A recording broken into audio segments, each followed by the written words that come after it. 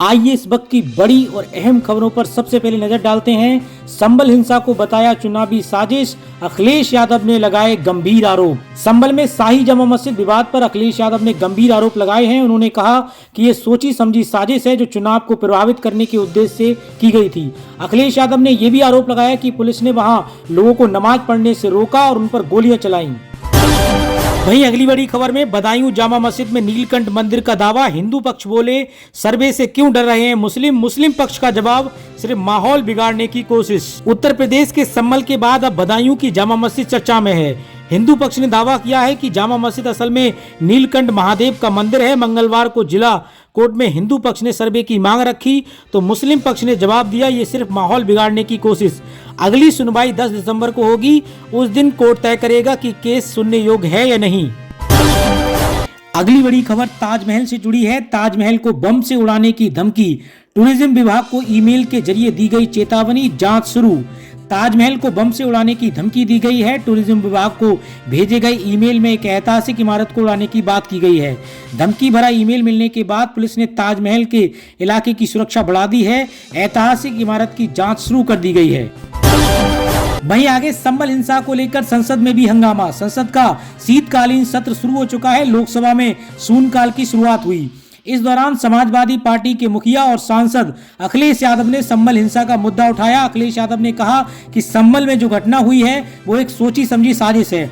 उत्तर प्रदेश में 13 नवंबर को उपचुनाव होने थे लेकिन इसे 20 नवंबर तक टाल दिया गया। ये सरकार संविधान को नहीं मानती है। संभल में शाही जमा मस्जिद के खिलाफ याचिका दायर की गई थी। दूसरे पक्ष की बात सुनने से पहले ही मस्जिद के सर्वे का आदेश पारित कर दिया गया। 19 नवंबर को सर्वे हुआ, रिपोर्ट कोर्ट को दी जानी थी। 24 नवंबर को फिर से सर्वे हुआ। इस दौरान लोग सर्वे का कारण जानने के लिए इकट्ठा हुए। सर्किल अधिकारी ने वहां इकट्ठे हुए लोगों से दुर्व्यवहार किया और लाठीचार्ज किया। इसके बाद पुलिस ने अपने सरकारी और निजी हथियारों से फायरिंग की जिसमें दर्जन लोग घायल हुए और 5 निर्दोष मारे गए। पुलिस और प्रशासन के खिलाफ हत्या का मुकदमा दर्ज किया जाना चाहिए और उन्हें निलंबित भी किया जाना चाहिए ताकि लोगों को न्याय मिल सके और भविष्य में ऐसी घटना दोहराई न जा सके। अब वहीं अगली बड़ी खबर में बांग्लादेश के बिगड़ते हालात पर मायावती ने जताई चिंता, मोदी सरकार से कर दी बड़ी मांगे। बांग्लादेश में तख्ता पलटने के बाद अल्पसंख्यक हिंदू समुदाय के साथ हो रही हिंसा को लेकर भारत के लोगों का गुस्सा बढ़ता जा रहा है। इसे लेकर जगह जगह विरोध प्रदर्शन भी हो रहे हैं। कांग्रेस समेत कई विपक्षी दलों ने इस मामले में सरकार से दखल देने की मांग की है। इसी बीच अब बहुजन समाजवादी पार्टी की सुप्रीमो और उत्तर प्रदेश की पूर्व मुख्यमंत्री मायावती ने अपनी प्रतिक्रिया दी है। मायावती ने एक्स पर लिखा, पड़ोसी देश बांग्लादेश में तख्ता पलट होने के बाद वहां नई सरकार में खासकर हिंदू अल्पसंख्यकों पर हो रही हिंसा व जुल्म, जाति आदि तथा इससे वहां बिगड़ते हालात अति दुखद व चिंताजनक हैं। इसको लेकर भारत के लोगों में काफी आक्रोश है। सरकार इस पर संसद में वक्तव्य दे व उचित कदम उठाए। वहीं अगली बड़ी खबर में वाराणसी में छात्रों का मजार को लेकर हंगामा, जमकर किया प्रदर्शन। वाराणसी के उदय प्रताप कॉलेज में छात्रों ने मजार को लेकर हंगामा किया। विवाद का कारण वक्फ बोर्ड का दावा है कि मजार कॉलेज की जमीन पर है। छात्रों ने इसे अतिक्रमण बताते हुए विरोध किया और हनुमान चालीसा का पाठ किया। कॉलेज प्रशासन ने ये कहते हुए मामले को टालने का प्रयास किया कि ये संस्थान 122 साल पुराना है और वक्फ बोर्ड का कोई अधिकार नहीं है। वहीं आगे काशी के लोग मोदी से रो रो कर मांगे सनातन बोर्ड। देवकी नंदन ठाकुर बोले, देश में मौजूदा जयचंदों के कारण ही हिंदुओं की हो रही है दुर्दशा। कथावाचक देवकी नंदन ठाकुर काशी में कथा कह रहे हैं। इस दौरान वह आने वाले श्रोताओं से सनातन बोर्ड के गठन को लेकर अभियान चलाने की बात कर रहे हैं। उन्होंने कहा कि इस समय देश की जो स्थिति है उसको देखने के बाद भी अगर हिंदू चुप है तो ये बहुत बड़ा अपराध है। आप लोग अपने क्षेत्र के सांसद मोदी से पूछिए कि साहब सनातन बोर्ड कब बनेगा। रो रो कर उनसे सनातन बोर्ड के गठन की मांग कीजिए। अगली बड़ी खबर उत्तर प्रदेश से जुड़ी है। योगी सरकार ने यूपी में बनाया 76वां जिला, 3 तहसीलों के 67 गांव शामिल। प्रयागराज महाकुंभ के आयोजन के लिए मेला क्षेत्र को नया जिला घोषित किया गया है। नए जिले का नाम महाकुंभ मेला रखा गया है। महाकुंभ मेला नाम से नए जिले की अधिसूचना जारी कर दी गई है। महाकुंभ मेला जिले में भी वह सभी प्रक्रियाएं अपनाई जाएंगी जो किसी दूसरे जिले के संचालन के लिए जरूरी होती हैं। यानी महाकुंभ क्षेत्र के अलग डीएम, पुलिस कप्तान होंगे, अलग थाने और पुलिस चौकियां होंगी। महाकुंभ मेला नाम से नया जिला बनने के बाद अब उत्तर प्रदेश में जिलों की संख्या बढ़कर 75 से 76 हो गई है। सूबे में एक अतिरिक्त जिला महाकुंभ मेले के आयोजन के बाद तक कायम रहेगा। गौरव तलब है कि कुंभ और अर्ध कुंभ के मौके पर नए जिले की अधिसूचना जारी किए जाने की परंपरा है। प्रयागराज में इस बार तो महाकुंभ का आयोजन हो रहा है। वहीं आगे अखाड़ा परिषद के अध्यक्ष बोले, भारत पाकिस्तान बन जाएगा। मोहन भागवत के बयान के समर्थन में कहा, 3 से 4 बच्चे पैदा करें।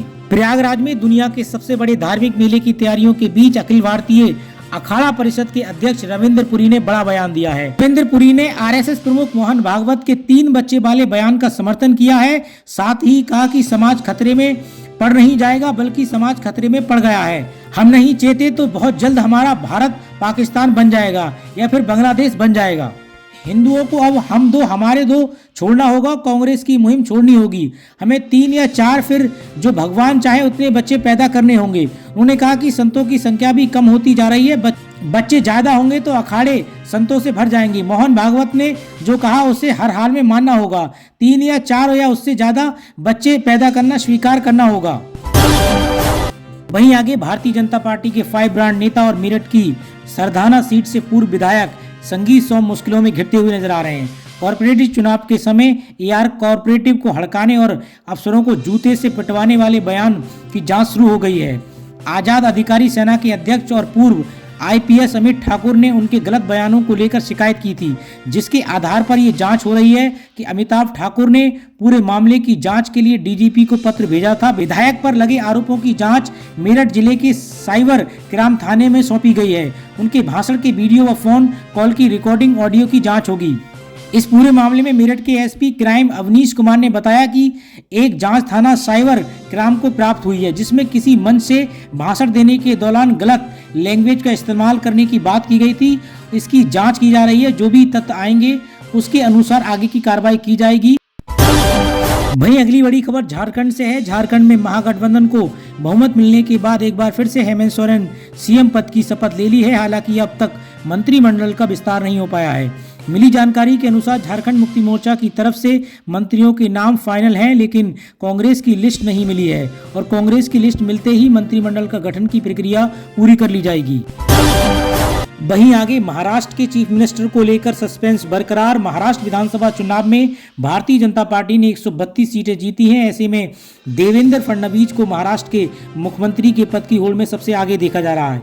भारतीय जनता पार्टी एकनाथ शिंदे की शिवसेना और अजीत पवार के नेतृत्व वाली एनसीपी मायावती गठबंधन द्वारा 288 विधानसभा सीटों में से 230 सीटों पर जीत मिली। इसके बावजूद राज्य में सरकार का गठन नहीं हो पाया है। यह 20 नवंबर को हुए विधानसभा चुनाव में सत्तारूढ़ मायावती की भारी जीत के बाद महाराष्ट्र की नई सरकार 5 दिसंबर को शपथ लेगी, जिसमें भारतीय जनता पार्टी के नेता देवेंद्र फडणवीस को मुख्यमंत्री पद की दौड़ में सबसे आगे बताया जा रहा है। बीजेपी विधायक दल बुधवार सुबह अपने नेता का चुनाव करने के लिए विधान भवन में बैठेंगे। हालांकि ऐसा माना जा रहा है कि एकनाथ शिंदे इस फैसले से नाराज हैं। इसी बीच देवेंद्र फडणवीस अचानक ही मंगलवार शाम को एक्टिंग सीएम एकनाथ शिंदे से मिलने उनके आधिकारिक आवास बरसा पहुंच गए। कई दिनों से सीएम पद को लेकर चल रही खींचतान के बाद दोनों शीर्ष नेताओं की ये मुलाकात बेहद अहम मानी जा रही है। इसी तरीके की देश और दुनिया की खबरों के लिए आप AK सोच न्यूज के साथ जुड़े रहिए।